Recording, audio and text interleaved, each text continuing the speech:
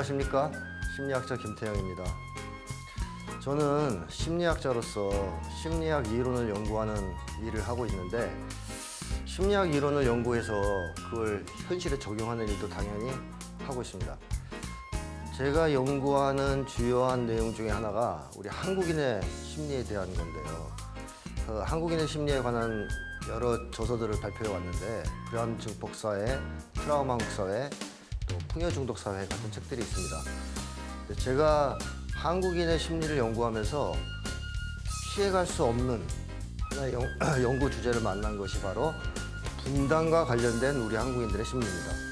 여러분들도 다 알고 계시지만 우리 한국은 70여 년 넘게 분단 속에서 살아가고 있죠. 그래서 이 분단 체제가 우리 한국인들의 심리에 당연히 상당한 영향을 미칩니다. 세계 유일의 분단 국가이기 때문에. 그래서 이 주제에 대해서 제가 이제 연구를 꾸준히 해왔는데 오늘부터 이 주제를 가지고 4번에 걸쳐서 강의를 진행하도록 하겠습니다. 우선 오늘은 첫 번째 시간으로서 분단 트라우마라는 것이 도대체 무엇이냐, 그리고 분단 트라우마가 왜 발생했느냐, 그리고 그것이 한국인들의 심리에 어떠한 영향을 미치고 있느냐는 것을 이제 좀 개괄적으로 설명드리도록 하겠습니다. 트라우마라는 단어는 많이 접해보셔서 익숙하실 겁니다, 아마. 한국 사회에서 널리 쓰이고 있죠, 이미. 그래서 일반적으로 트라우마 그러면 마음의 상처, 심리적 상처, 이렇게 이제 설명할 수 있는데요. 이 분단 트라우마라고 하면 분단이 초래한 마음의 상처, 분단이 초래한 심리적 상처라고 말씀드릴 수 있겠습니다.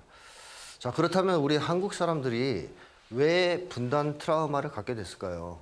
그건 뭐 당연히 우선 한국이 분단 체제 속에 속해 있기 때문이다 라는 것이 하나의 원인이겠고요. 한반도 차원에서는. 또 남쪽만 놓고 봤을 때 이 국가보안법이라는 법이 이 분단 트라우마를 초래하는 하나의 원인이라고 할 수 있습니다. 그래서 이 점에 대해서 잠깐 말씀드리면 우리 한국 사람들은 태어나서부터 죽을 때까지 아직 통일이 되지 않았기 때문에 태어나서부터 죽을 때까지 70년 내내 분단 체제 속에 살아갑니다. 근데 이 분단 체제라는 것이 좀 특이하죠. 어떤 사람들은 분단 체제를 그냥 단순하게 사이가 나쁜 두 나라 사이의 관계로 이해하는 사람들도 있고, 또는 같은 민족인데 그냥 두 나라로 분리돼서 살아가는 것 정도로 이해하시는 분들이 있어요. 근데 과연 이 분단 체제라는 것이 단순히 사이가 나쁜 두 나라 사이의 관계, 혹은 같은 민족인데 두 개로 분리된 것을 의미하는 정도일까요? 그렇지 않습니다. 예를 들면 우리 한국이 사이가 좀 나쁜 나라들이 있잖아요. 특히 일본하고 사이가 아직도 안 좋습니다. 그렇다면 우리 한국 사람들이 일본하고 이렇게 사이가 안 좋기 때문에 일본에 못 갑니까? 갈 수 있죠. 언제든지 마음만 내키면 일본에 갈 수 있습니다. 또 일본 영화, 일본 노래, 일본 소설, 일본 만화 이런 거를 접할 수 없나요? 접할 수 있습니다. 언제든지. 그리고 일본인 친구도 사귈 수 있어요. 유학도 갈 수 있습니다. 자, 사이가 굉장히 나쁜데도 불구하고 이 정도의 교류는 일상적으로 진행되고 있습니다. 근데 북한은 어떨까요? 혹시 한번 가보고 싶어 그러면 가실 수 있습니까? 갈 수가 없어요. 북쪽 영화, 노래, 드라마, 소설, 만화 볼 수가 없습니다. 물론 요즘에는 유튜브에 약간씩 올라오기 때문에 마음 먹으면 조금은 볼 수 있습니다만 그래도 일상적으로 접할 수 있는 수준은 아니죠. 그리고 북쪽 친구들도 사귈 수 없습니다. SNS에 북쪽 친구들을 사귀어놓고 대화하고 이런 게 불가능하죠. 그러니까 한국과 북한, 남한과 북한은 단순히 사이가 나쁜 두 나라 간의 관계를 훨씬 넘어서는 관계다. 인류 역사상 이런 정도로 서로 폐쇄된 채 살아간 경우가 있었을까요? 저는 없었다고 봅니다.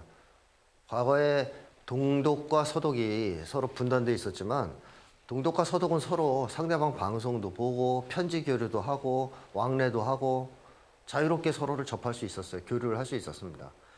우리 한국만큼 남쪽과 북쪽만큼 서로를 철저하게 차단한 채 살아가는 체제는 인류 역사상 거의 전무후무할 거라고 생각합니다.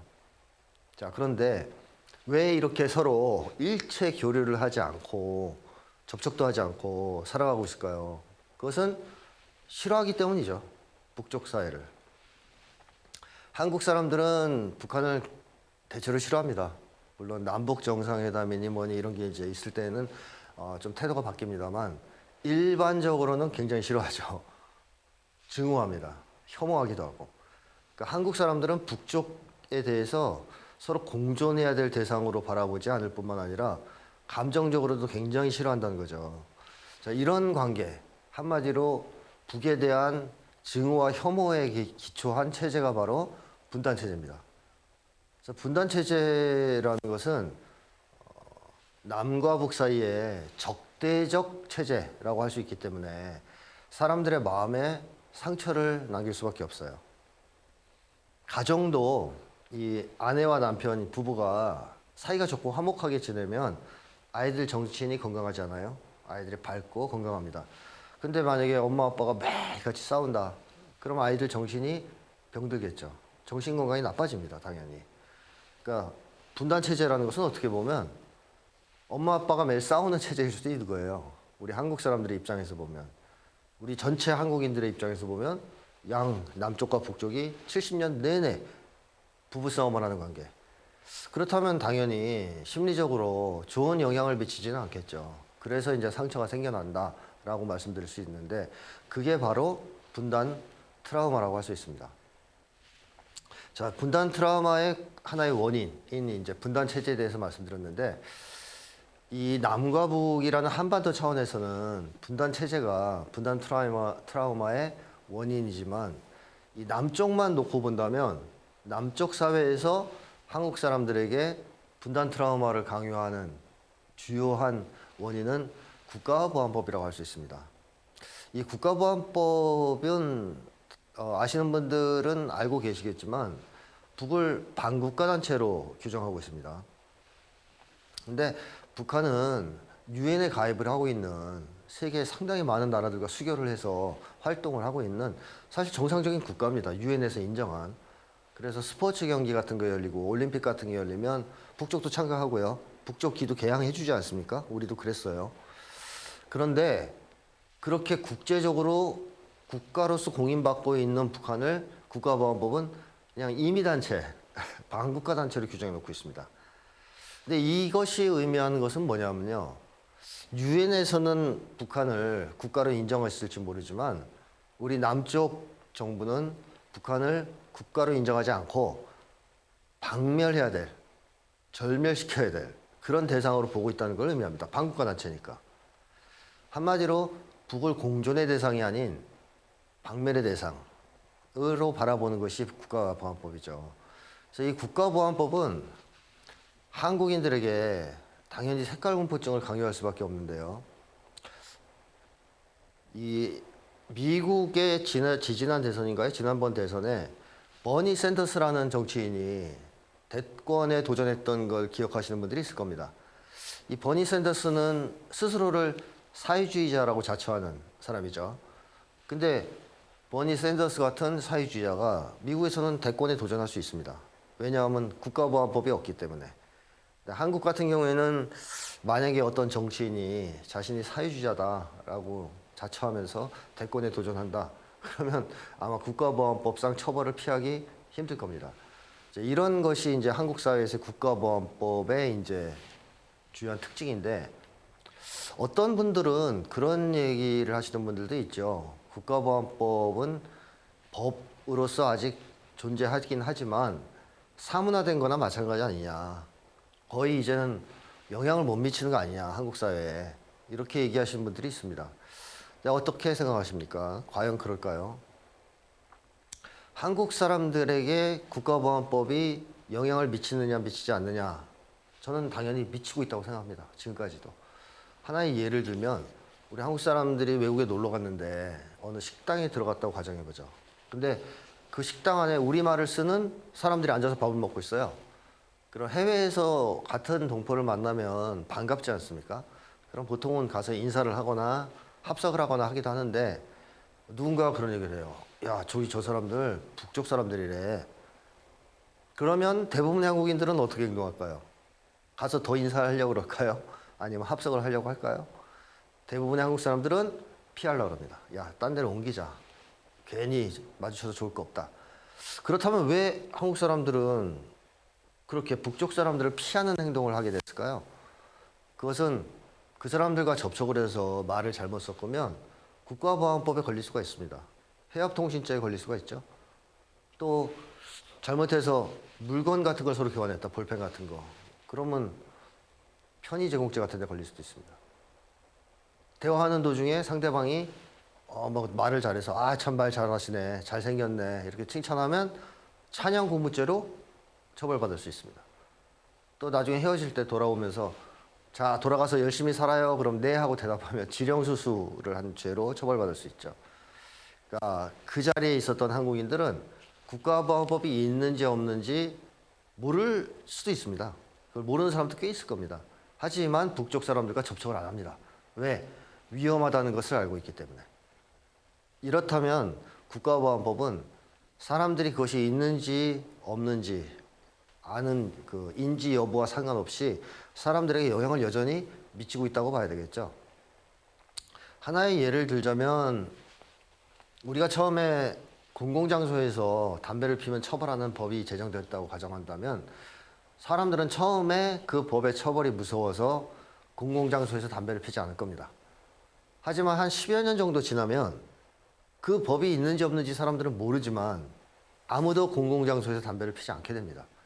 이럴 때 그 법은 사문화되었다라고 말하는 게 아니라 내면화되었다라고 얘기해야 되겠죠.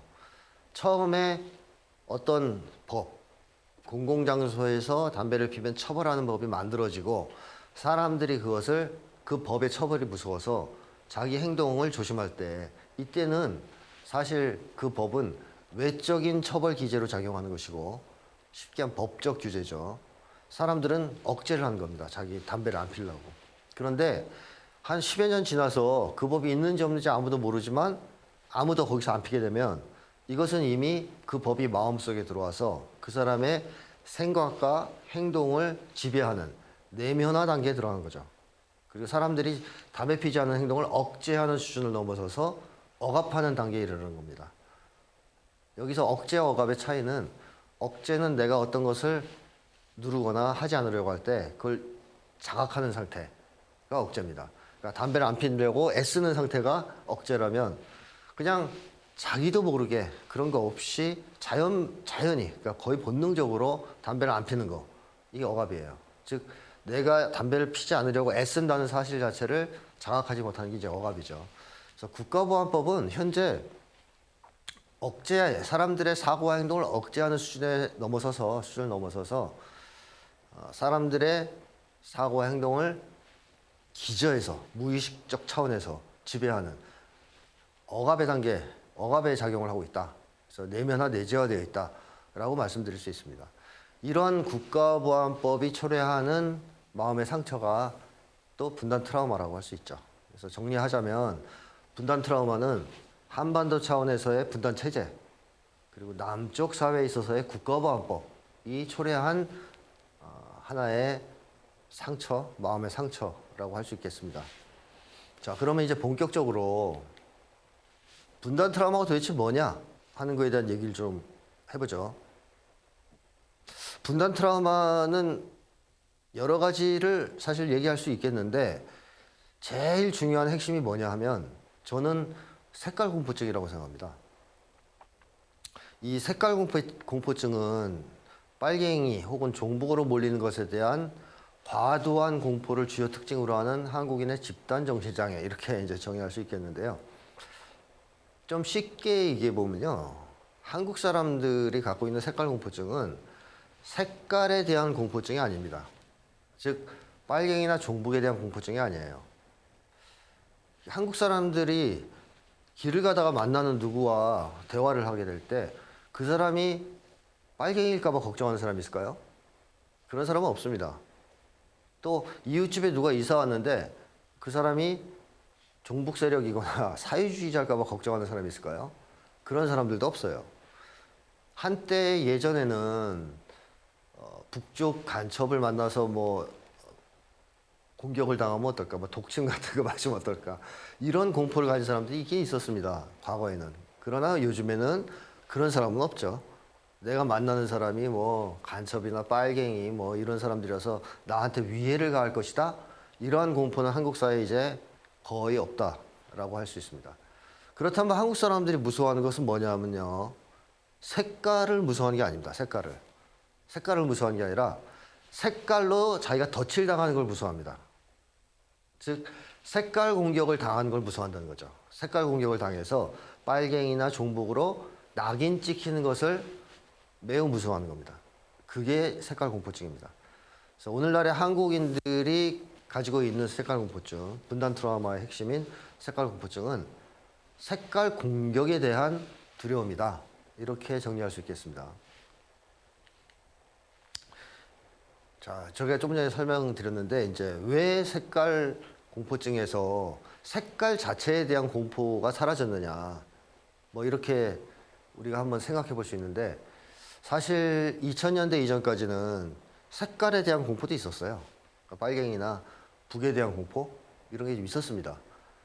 그걸 어디에서 알 수 있냐면, 심리학적 측면에서 말씀드리면, 정신병을 앓고 있는 사람들 중에서 피해망상의 상당한 내용이 냉전 체제와 관련이 있었습니다. 2000년대 이전까지는.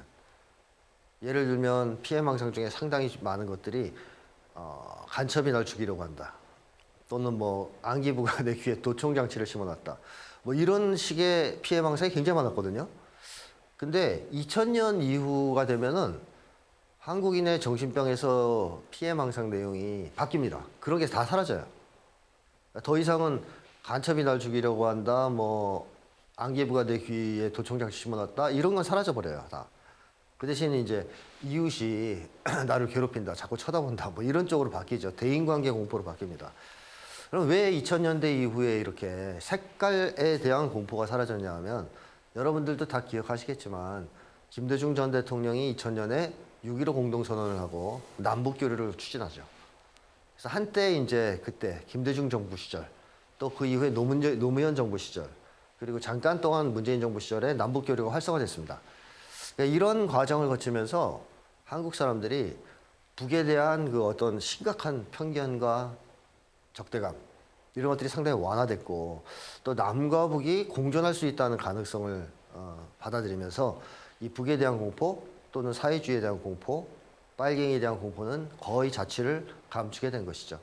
그래서 오늘날에는 이 색깔 공포증의 내용은 색깔에 대한 공포는 거의 없다고 보시면 되고, 색깔 공격을 당하는 것에 대한 공포만 있다라고 보시면 되겠습니다.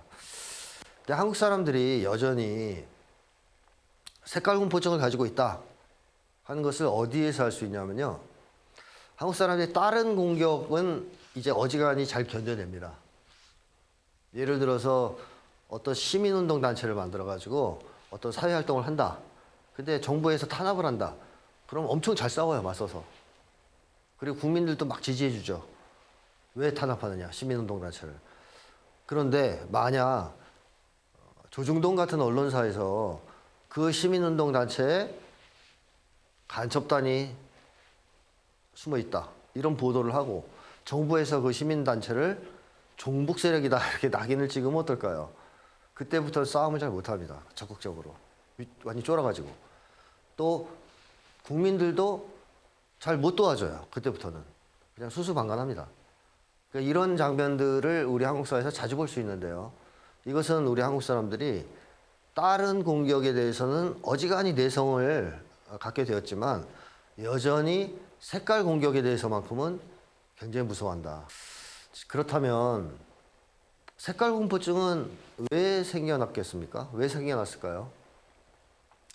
이 색깔 공포증은 공포증의 하나겠죠. 공포증의 하나. 그래서 일반적으로 공포증이 어떻게 생겨나는지, 유발되는지 그 과정을 살펴보면 색깔 공포증도 왜 생겨났는지를 이해할 수 있습니다. 그래서 그걸 조금 하나 예를 들어 설명을 드리면, 개공포증 아시죠? 특수공포증 중에 하나인 개공포증. 개공포증은 어떻게 생겨나죠? 일반적으로 어렸을 때 개에게 물렸을 때 개공포증이 보통 생깁니다. 근데 어렸을 때 개에게 물렸다. 다시 말하면 아이가 개에게 물린다.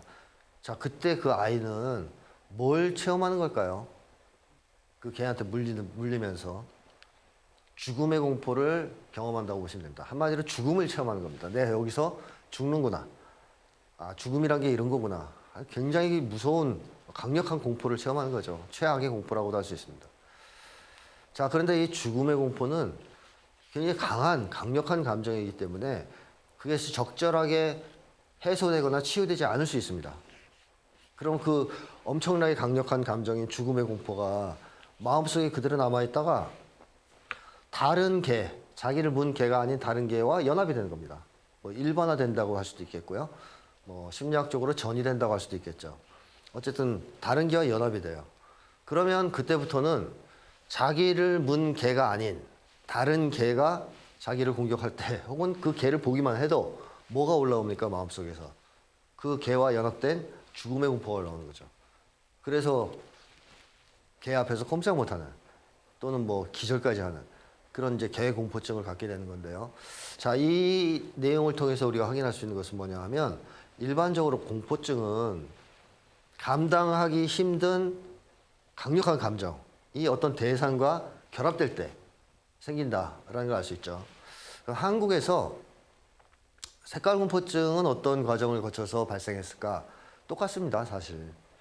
이제 과거에 한국이 정말 좌우 이념 대립이 치열하고 남북 간의 전쟁도 치르고 했던 해방 전후 시기와 한국 전쟁을 전후한 시기, 이때에 그 당시에 국가 권력이 상당히 많은 사람들을 사실 죽였습니다. 양민학살이라고 보통 얘기하죠. 빨갱이라고 공격을 한 다음에, 즉 색깔 공격을 한 다음에 그 사람들을 죽였습니다. 또는 뭐 반대의 경우도 있죠. 먼저 죽여놓고 왜 죽였냐? 그러면 빨갱이여서 죽였다라고 얘기하는 경우도 있었죠. 자, 어쨌든 제가 말씀드린 건 이거죠. 국가 권력이 백성들을 향해, 국민들을 향해 색깔 공격을 막 퍼붓는데 색깔 공격을 퍼붓고 나서 아무런 일도 없더라. 다시 말하면 그 색깔 공격이 단순한 언어적 공격으로 그쳤다. 그렇다면 색깔 공포증이라는 것이 과연 생겨났을까요? 그 정도 갖고는 색깔 공포증은 생기지 않습니다. 언어적 공격만으로 공포증이 유발되진 않아요. 그런데 만약에 색깔 공격을 국가 권력이 백성을 향해서 색깔 공격을 한 다음에 그 사람들을 잡아다가 죽이거나 사회적으로 완전히 매장시켜 버린다면 어떨까요? 사람들은 색깔 공격과 국가 폭력 혹은 색깔 공격과 죽음을 연합시키지 않겠습니까? 이게 연달아서 같이 따라오면 뒤에. 그래서 이 과정을 통해서 한국에 색깔 공포증이 생겨났다고 보시면 됩니다. 즉 색깔 공격이 있으면 그 색깔 공격을 가한 대상, 색깔 공격의 대상을 향해서 색깔 공격을 퍼본 다음에 잡아다 죽이거나 완전히 사회적으로 매장시켜버리거나 하는 일이 한국 역사에서 반복되어 왔다는 것입니다. 그래서 한국 사람들은 색깔 공격을 당하면 그것이 단순한 언어적 공격이라고 생각하지 않습니다. 사실 미국 같은 경우만 해도 버니 샌더스를 공화당 지지자들이 사회주의자라고 공격할 수는 있어요. 그렇죠? 사회주의자라고 비판할 수는 있습니다. 하지만 버니 샌더스가 그런 비판을 받는다 해서 죽음의 공포를 느끼지는 않습니다. 근데 한국은 어떤 정치인이 사회주의자라는 공격을 받으면 그 사람은 이거 잘못하면 나 죽는 거 아니야? 죽음의 공포를 느끼거나 그럼 국가보안법으로 내가 감옥 가게 되는 거 아니야? 하는 공포를 느끼게 되겠죠. 그래서 이제 한국 사회에 색깔 공격과 국가폭력이 연합되면서 반복적으로 한국 사회에 색깔 공포증이 생겨났다라고 말씀드릴 수 있어요. 또 인혁당, 그것도 뭐 민주화운동하던 사람들을 잡아다가 고문해서 간첩단으로 조작하고 판결을 내리고 다음날 바로 사형 집행하는 그런 끔찍한 일들도 있었고요. 90년대까지도 계속 되어 왔습니다. 계속. 그러다 보니까 이제 국민들이 계속 장구한 역사적 기간 동안 그걸 경험하면서 거기에 대한 두려움. 색깔 공격을 당하면 그 다음에 이제 곧 감옥이나 죽음이 기다리겠구나 하는 것을 이제 체험하게 됐고 이제 체득하게 되었고 그 과정을 통해서 한국 사회에 색깔 공포증이 생겨났다는 것이죠. 자, 근데 여기서 한 가지 우리가 생각해 볼 게 있습니다. 젊은 세대는 좀 다르죠. 예를 들면 지금의 20대들은 그런 광경을 거의 경험하지도 목격하지도 못한 세대입니다. 그럼 20대에는 색깔 공포증이 없나요? 의외로 20대들도 색깔 공포증이 그대로 있습니다. 그러니까 나이 든 세대와는 좀 다른 경로를 통해서 색깔 공포증이 생겨났습니다. 한국인들을 얘기할 때 이 불안을 떼놓고 얘기할 수 없는데요. 즉 한국인들은 지금 우리 한국 역사상 가장 불안한 상황에 처해 있다. 저는 그렇게 생각을 합니다. 그걸 다룬 저서도 있고요. 한국의 젊은이들, 한국인들 특징 짓는 가장 중요한 키워드는 전 불안이라고 생각합니다. 불안이 너무너무 심한 사회라고 할 수 있죠. 물론 이제 이거는 오늘의 주제가 아니기 때문에 제가 풍요중독 사회라는 책에서는 자세히 다뤘습니다. 그렇지만 오늘은 여기에 대해서 자세하게 말씀드리긴 그렇고 그냥 간단하게만 언급하면 한국 사람들은 너나 할 것 없이 다 생존 불안을 겪고 있죠. 왜냐하면 한국 사회는 개인이 각자 돈을 벌어서 생존을 해야 하는 사회, 즉 각자 도생의 사회가 아니겠습니까? 그러다 보니까 요즘같이 경기가 안 좋고 뭐 이럴 불평등이 심하고 이럴 때에는 한국인들의 이 생존 불안은 아주 굉장히 극심해집니다. 그리고 이 생존 불안을 가장 심하게 겪고 있는 세대라고 한다면 젊은 세대를 꼽을 수 있죠. 한국의 젊은 세대들은 이 생존 불안이 너무너무 심해요. 보면 그러니까 젊은이들하고 대화해 보면 다들 걱정하는 게 생존 불안에 대한 걱정입니다. 어떻게 하면 밥 먹고 살까? 어떻게 하면 취직을 할 수 있을까? 그래서 그런 말까지 나오는 거 아니겠습니까? 영혼을 팔아서라도 취업하고 싶다. 그러니까 젊은이들의 생존 불안이 얼마나 심각한지를 보여주는 얘기겠죠. 자, 근데 이 젊은이들 입장에서 한국 사회에서 살다 보면 색깔 공격을 퍼붓는 걸 자주 봤을 거예요. 그리고 색깔 공격을 당하는 것도 봤을 거고. 근데 그것이 젊은이들에게는 뭘 의미할까요? 바로 생존 불안을 의미합니다. 즉, 한국 사회에서 빨갱이로 몰리거나 종북으로 공격당하면 밥줄 끊긴다는 거죠. 밥 먹고 살 수가 없게 된다. 그러면 생존 불안이 극도로 심한 사람일수록 그 색깔 공격을 두려워하겠죠. 왜냐하면 그 두 가지가 연합이 되니까. 그래서 젊은 세대의 생존 불안은, 색깔 공포증은 기본적으로 생존 불안과 주로 결합이 되어 있다. 이것도 결코 과거의 색깔 공포증에 비해서 약하다고 할 수 없다는 겁니다. 왜냐하면 그 불안이 너무 강력하기 때문에 젊은이들은 접근을 안 하고 싶어 하는 거죠. 그쪽 색깔 공격을 당할 수 있는 쪽으로는 접근을 하기 싫어하는 거예요. 왜? 그렇게 접근했다가 공격당하면 밥 먹고 사는데 지장이 있으니까. 자, 이래서 원래대로라면 나이가 좀 젊은 세대의 경우에는 색깔 공포증이 없어야 되는데 한국 사회의 경우 나이가 많은 세대는 또 많은 세대대로 나이가 젊은 세대는 젊은 세대대로 색깔 공포증을 가지고 있습니다. 물론 그 이제 발생 과정은 좀 다르지만 자, 이렇게 해서 이제 한국 사회에 색깔 공포증이라는 것이 생겨났다라는 점을 말씀드렸고요. 어떤 사람들은 색깔 공포증에서 자유로울 수 있지 않냐. 뭐 다시 말하면 내가 빨갱이 짓을 안 하면 되는 거 아니냐. 사회주의자가 안 되면 되는 거 아니냐. 정부의 눈밖에 날 정도로 위험한 일만 안 하면 되는 거 아니냐. 라고 얘기하는 사람들이 있어요. 근데 과연 그럴까요? 만약에 그랬다면 한국 사회에 이렇게 색깔 공포증이 심각했을까요? 그렇지 않습니다. 한국의 역사를 보면 죄 없는 사람들을 빨갱이로 조작하고 낙인 찍어온 역사라고 말할 수 있습니다. 그러니까 마음에 안 드는 사람을 다 빨갱이로 몰았고 또 필요하면 공안 사건 같은 걸 조작해서 죄 없는 사람들을 빨갱이로 하루아침에 둔갑시키는 그런 일이 비일비재했습니다. 그러다 보니까 한국 사람들은 내가 조심하고 내가 뭐 쉽게 하면 빨간 쪽에 접근을 안 하면 괜찮겠지라는 생각을 할 수가 없어요. 다들 아시지만 전직 대통령들조차 색깔 공격을 받았던 곳이 바로 한국이죠. 김대중 전 대통령 평생에 걸쳐서 빨갱이 소리 들으면서 살았고 노무현 전 대통령, 문재인 대통령도 마찬가지입니다. 그러니까 역대 대통령들까지 색깔 공격을 당한 나라에서 과연 일반 국민들이 색깔 공격에서는 자유로울 수 있다라고 생각하는 사람이 누가 있겠습니까? 그래서 사실 한국에서는 색깔 공포증에서 자유로울 수 있는 사람은 없다라고 말씀드릴 수 있습니다. 그만큼 이제 색깔 공포증은 넓게 퍼져 있고 깊게 자리 잡고 있다라고 말씀드릴 수 있습니다.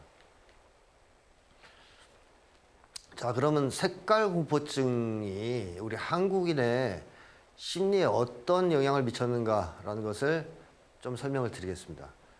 근데 이거를 말씀드리려면 심리학의 가장 기초적인 것 중에 하나인 욕망, 감정, 그다음에 뭐 사고, 요거에 대해서 조금 설명을 드려야 될 것 같은데요.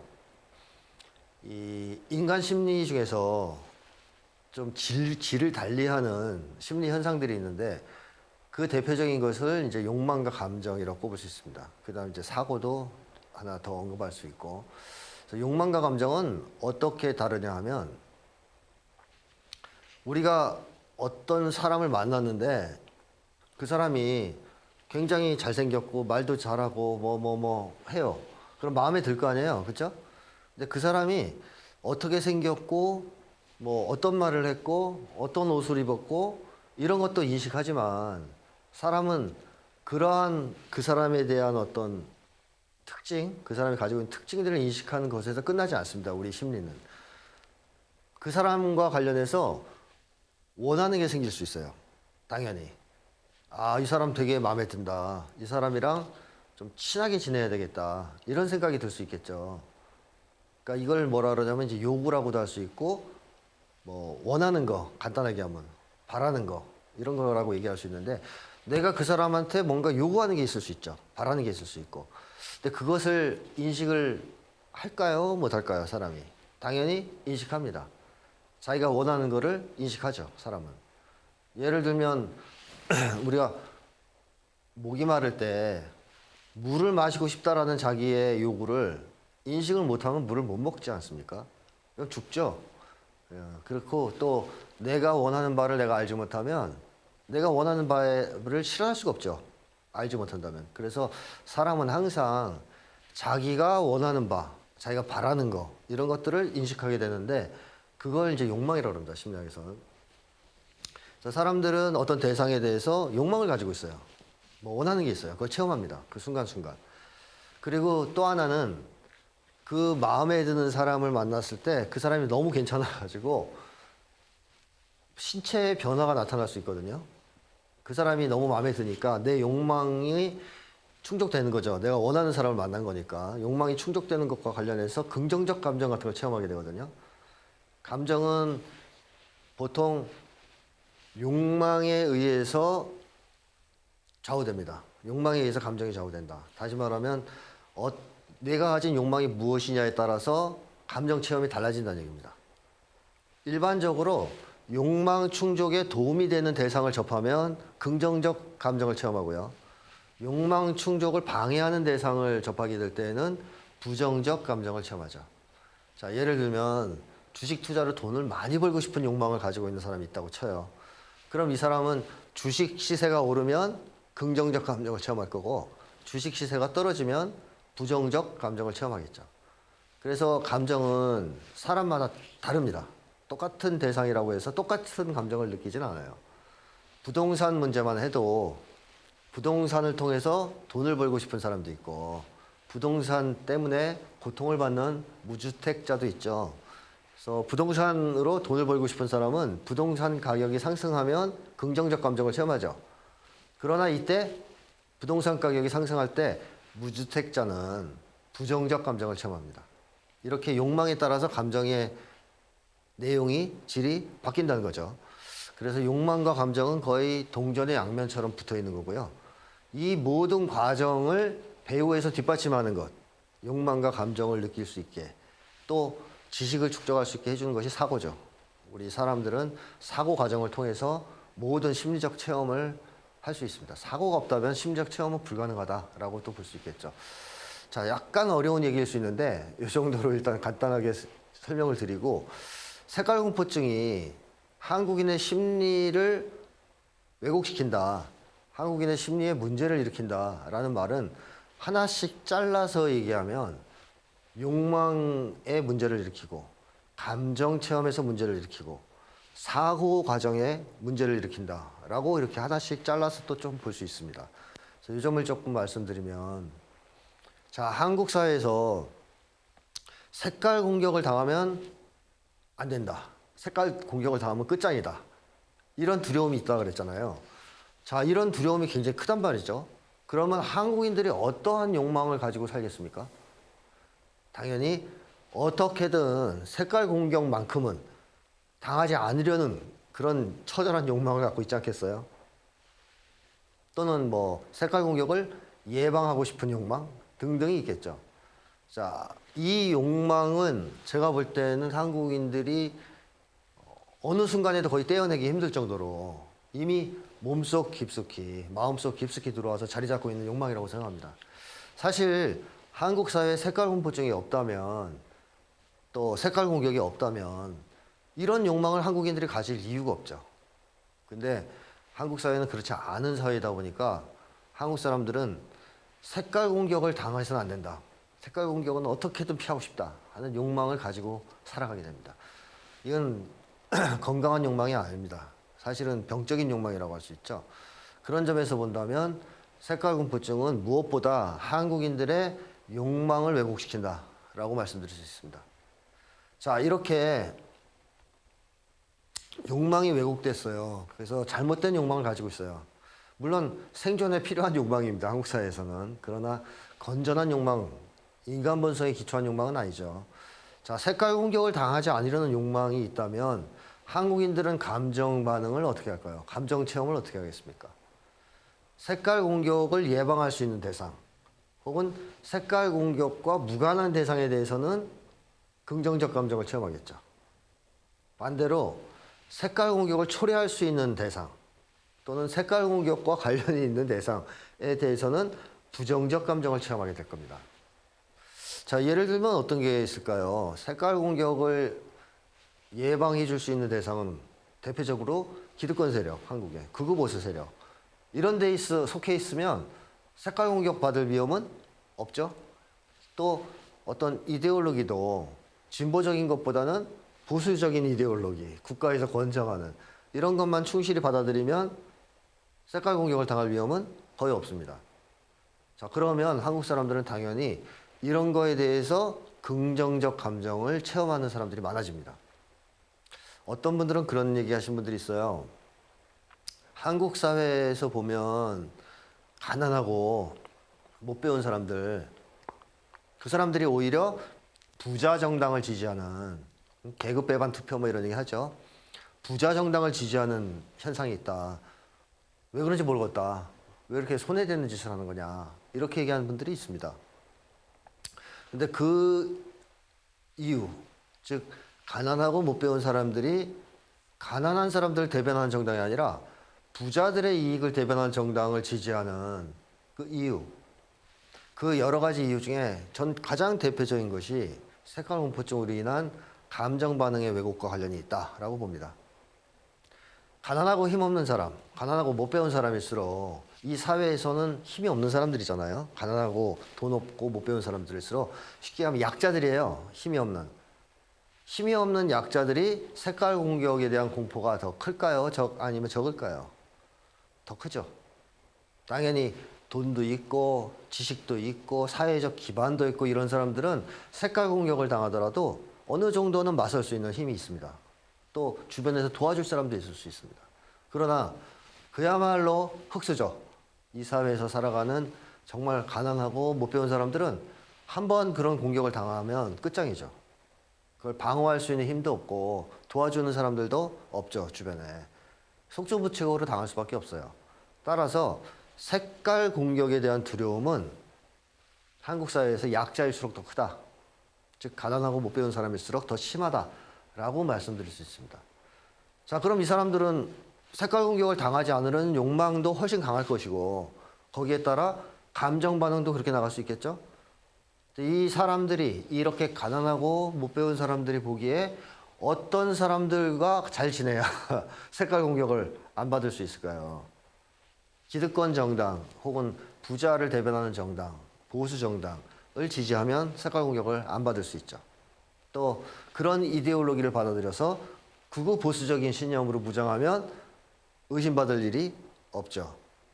그래서 한국의 경우에는 안타깝게도 가난하고 못 배운 사람들이 부자들을 대변하는 정당을 지지하는 현상들이 있는 겁니다. 또 한국 사회에서 초기에 반공 세력이 형성될 때에도 사실 비슷한 과정을 통해서 형성되었다고 볼 수 있습니다. 한국의 이 극우 반공 세력의 원조는 월남자들이거든요.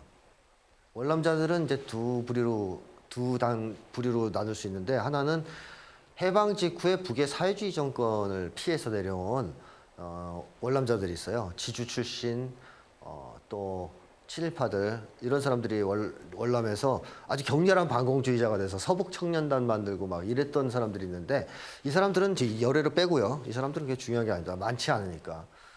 한국 전쟁 당시에 이념과 상관없이, 즉 북쪽 체제를 지지하냐 반대하냐 상관없이 그냥 전쟁이 무서워서, 즉 미군의 폭격이 너무 심해서 살기 위해서 대거 월남한 사람들이 있습니다.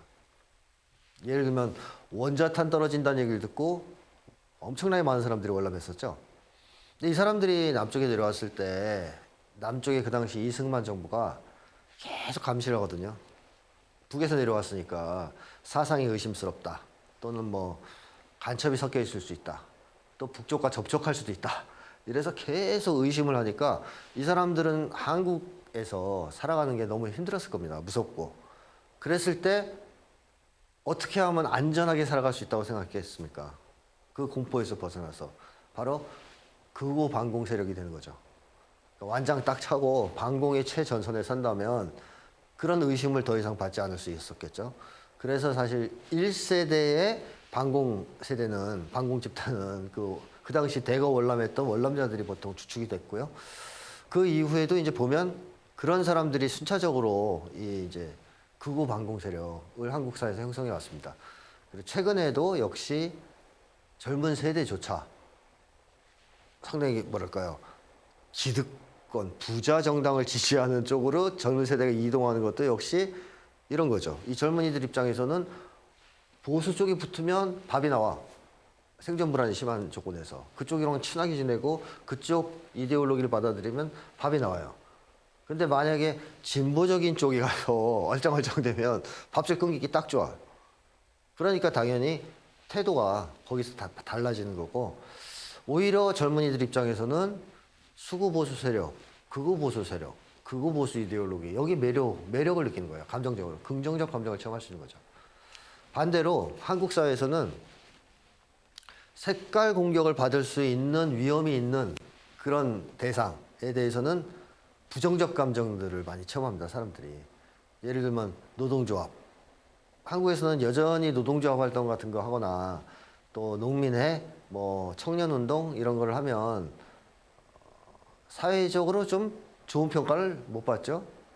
지탄받죠. 뻑하면 빨갱이, 종북 세력 이런 이제 공격을 받기 십상인 데가 바로 노동조합이나 진보 세력 같은 데죠.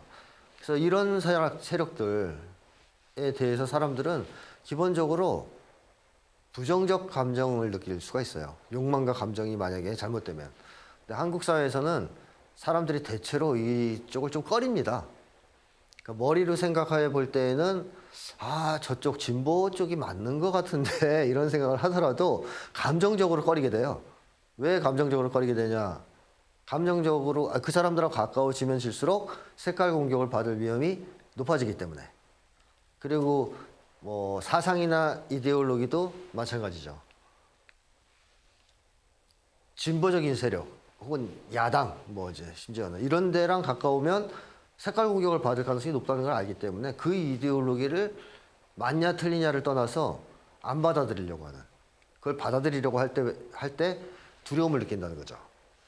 그래서 한국의 경우에는 최근에는 색깔 공포증이 좀 완화되면서 약간 이 지형이 변화하고 있습니다. 그렇지만 여전히 상당히 많은 한국 사람들이 이 색깔 공포증이 초래한 비정상적인 욕망과 비정상적인 감정 반응에 기초해서 대상 선택을 한다. 또는 감정을 느끼거나 욕망을 체험한다. 라고 말씀드릴 수 있어요.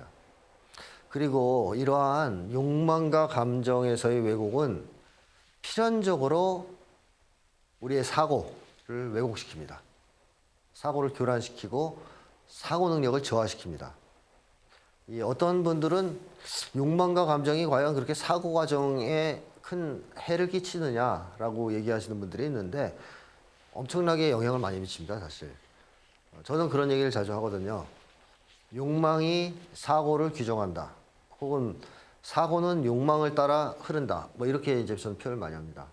그러니까 거꾸로도 있겠죠. 사고가 욕망을 좌우하는 경우도 있을 수 있습니다. 그러나 일반적으로는 욕망이 사고를 좌우한다고 보시면 그게 더 일반적이고 본질적인 본질적입니다. 예를 들면 이런 거죠. 역사에 대한 흥미가 높은 아이가 있을 수 있죠. 그 예를 들어보면 역사를 많이 알고 싶다는 욕망을 가진 아이가 있어요. 그럼 이 아이는 어떤 생각을 많이 하겠어요? 역사에 대한 생각을 많이 하겠죠. 서점에 가더라도 역사 관련 책들을 주로 찾아서 읽겠죠. 또 TV를 보다가도 역사 관련 채널을 고정시키고 열심히 보겠죠. 그래서 이 아이는 점점 더 역사에 관한 지식을 더 많이, 남들보다 더 많이 쌓아갈 수 있습니다. 자, 이 과정은, 이 사례는 욕망이 그 사람의 사고를 좌우한다는 것을 명확하게 좀 보여주죠. 또 흔히 우리가 이제 알 수 있는 예로서 배가 너무 많이 고파서 먹고 싶은 욕망이 막 지금 우세하게 올라왔을 때 길을 가다 보면 자꾸 뭐가 눈에 들어오나요? 식당 간판, 뭐 먹을 거, 뭐 이런 게 자꾸 눈에 들어오죠. 그거는 내가 의도하지 않아도 거의 그렇게 됩니다. 거기에 주의가 쏠려요. 집중됩니다. 이것도 역시 욕망이 사고를 좌우하는 것을 보여주는 하나의 현상이죠. 자, 이렇게 한국 사람들은 잘못된 욕망을 가지면 당연히 사고에 그 영향을 받아서 사고가 왜곡되기 시작한다는 거죠. 또 감정도 마찬가지입니다. 감정도. 감정이 문제를 일으키는 것은 어디에서 우리가 잘 볼 수 있냐면 우울증 같은 데서 볼 수 있는데 뭐 심리학자들은 그런 얘기를 많이 하죠. 만약에 아이가 특별한 이유 없이 지적인 뭐 이런 문제가 없는데 특별한 이유 없이 성적이 자꾸 떨어지고 그러면 우울증을 의심해 봐야 된다 이런 얘기를 많이 합니다. 심리 전문가들은. 왜 그러냐면 우울해져서 느끼는 부정적 감정들이 사고력을 저하시키기 때문에 그렇습니다. 그러니까 사람들이 감정이 뭐냐에 따라서 사고가 달라질 수 있죠. 긍정적 감정을 느낄 때에는 사고도 좀 긍정적이죠. 부정적 감정을 느낄 때에는 사고도 좀 부정적입니다. 그래서 감정이 어떠하냐에 따라서 사고도 거기에 따라 영향을 크게 받습니다. 자, 뭐 그거는 제가 다음 시간에 좀 전문적으로 말씀을 드릴 텐데 어쨌든 핵심은 이거죠. 사고가 왜곡된다는 겁니다. 감정과 욕망과 감정에 문제가 생기면 사고라고 온전할 수 없다는 것이죠. 그 하나의 대표적인 예로 말씀드릴 수 있는 것이 과대망상 같은 거죠. 과대망상. 과대망상 환자들을 보면 사회적 평가가 안 좋은 사람들이에요. 좀 더 통속적으로 말씀드리면 사람들한테 무시당하는 사람들입니다. 사람들한테 높은 평가를 받고 인정받는 사람이 과대망상을 가지는 경우는 별로 없어요. 사회적으로 나쁜 평가, 낮은 평가를 받고 사람들한테 외면당하는, 사람들한테 무시당하는 사람들이 보통 과대망상 환자가 됩니다. 이 사람들은 왜 그렇게 되냐 하면 사람은 누구나 다 인정받고 싶은 욕망이 있죠. 인정 욕망이 있습니다. 자, 인정받고 싶은 욕망은 있는데 현실은 그렇지 않잖아요. 그러니까 이 사람들은 계속 그 과정에서 부정적 감정을 체험해요. 좌절감, 외로움, 슬픔, 무가치감 이런 것들을 체험합니다. 이런 부정적 감정이 너무 커지면 너무 힘들잖아요. 현실이 견디기가. 그래서 그 사람들은 처음에는 그럴 경우 뭐 백일몽 같은 걸 하죠. 자기가 슈퍼맨이 되는 상상 또는 뭐 예수가 재림하는 게 자기다. 그런 상상. 근데 이때만 해도 이제 이게 상상이란 걸 아니까 이제 진짜가 아니고 사실 아니란 걸 아니까 망상까지는 안 가는 건데 어쨌든 이런 상상에 탐닉합니다. 왜냐하면 현실에서는 인정을 못 받으니까. 근데 이 과정이 반복돼요. 계속 현실에서 좌절은 계속되고 그러한 백일몽에 탐닉하는 과정이 계속 반복되다 보면 어느 순간 현실과 상상을 뒤섞게 되는 수가 있습니다. 다시 말하면 자기가 믿는 것이 사실이라고 굳게 믿는 단계로 넘어갈 수가 있어요. 이때부터 과대망상이 생기는 건데요. 예를 들면 나는 예수가 재림한 사람이야. 이렇게 되는 거죠. 자, 그런데 이런 극단적인 사례를 제가 제시했지만 메커니즘은 똑같아요. 사고가 왜곡되는 메커니즘은 똑같습니다. 욕망이 좌절되고 그로 인해서 부정적 감정이 커지면 사고가 왜곡됩니다. 그래서 색깔공포증이 유발하는 여러 문제, 심리적 문제들은 욕망에서도 찾아볼 수 있고 감정에서도 찾아볼 수 있지만 그것을 사고를 통해서 집중적으로 찾아볼 수가 있습니다. 왜냐하면 결국 이걸로 나타나니까. 사고의 교란과 사고 능력 저하로 나타나니까. 자, 색깔공포증이 이렇게 한국인의 심리에 상당히 나쁜 영향을 미치잖아요. 근데 조금 전까지 이제 사고를 교란시킨다, 사고 능력을 저하시킨다라는 말씀을 드렸는데 여기에서 멈출 리가 없겠죠?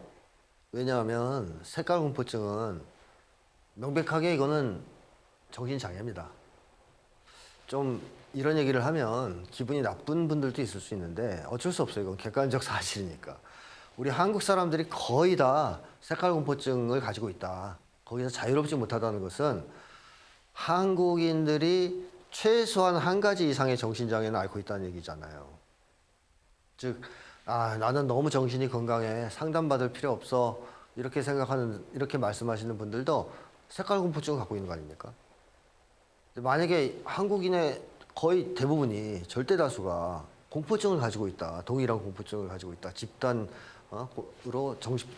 공포증을 앓고 있다.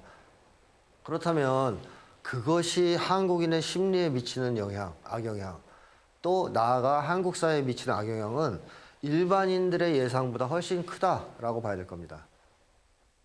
그럴 수밖에 없습니다. 왜냐? 이것은 강력한 위력을 발휘하는 하나의 정신장애이기 때문에 여기에서 우리가 다 해방되지 않는 한 한국 사회의 색깔공포증은 끊임없이 악영향을 미칠 수밖에 없다라는 건데요. 그래서 요 내용을 제가 앞으로 계속 말씀을 드리겠지만 우선 크게 소개를 드리면 세 가지 정도로 정리를 할 수 있습니다. 하나는 색깔공포증이 사고 능력을 저하시킨다는 겁니다. 사고 능력을. 이게 이제 조금 전에 얘기했던 사고의 교란, 사고 능력 저하와 관련된 내용이죠. 한국인들의 사고 능력을 심각할 정도로 저하시킨다는 것이고, 그 다음에 두 번째 문제점은 그 결과로서 한국 사회의 정치를 왜곡시키는 겁니다. 저는 후진적 정치라는 표현을 쓰는데요. 그건 이제 다다음번 강의 때 설명을 드리기로 하고, 한국의 정치가 발전하지 못하도록 방해하고 가로막고 있는 주요한 원인도 사실은 색깔공포증이라는 거죠. 그래서 한국 정치가 후진적 정치 수준에서 더 이상 나아가지 못하고 거기에 머물러 있게 만드는 것도 색깔공포증이다라는 점을 말씀드리고 싶고, 그 다음에 마지막으로 그러한 여러 가지 것들, 즉 사고 능력의 문제, 후진적 정치 이런 것들이 한국 사회에 반민주적 문화를 만연시킨다는 겁니다. 반민주적 문화. 한국 사회의 문화가 민주적이지 않다라는 것은 사실 많은 분들이 알고 계실 겁니다. 제가 마지막 강의 때 이걸 좀 자세하게 다룰 거고요. 근데 이 현상이 도대체 어디에서 비롯되었을까? 그 가장 큰 원인은 사실 색깔 공포증입니다. 이 색깔 공포증이 초래한 한국인들의 심리에서의 문제, 마음에서의 문제, 또 정치에서의 문제, 이런 것들이 한국 사회 문화를 반민주적 문화로 묶어놓고 그것을 계속 확산시키고 있다는 겁니다. 그래서 이런 세 가지 점에서 색깔 공포증은 심각한 악영향을 미치고 있다. 한국인과 한국 사회에. 이런 점을 말씀드리고 싶고, 앞으로 3회에 걸쳐서 이 세 가지 내용을 하나씩 설명을 드리겠습니다. 그래서 오늘은 제가 여기까지 쭉 말씀을 드렸고요. 그러니까 분단 트라우마라는 것이 무엇이고, 그것이 어떤 원인에 의해서 발생했고, 또 그것이 한국인의 심리에 전반적으로 어떠한 문제를 초래하는지에 대해서 말씀을 드렸고, 다음번 시간에는 이 내용, 사고의 교란과 사고 능력 저하와 관련해서 말씀을 드리겠습니다. 자, 오늘은 여기까지 하겠습니다.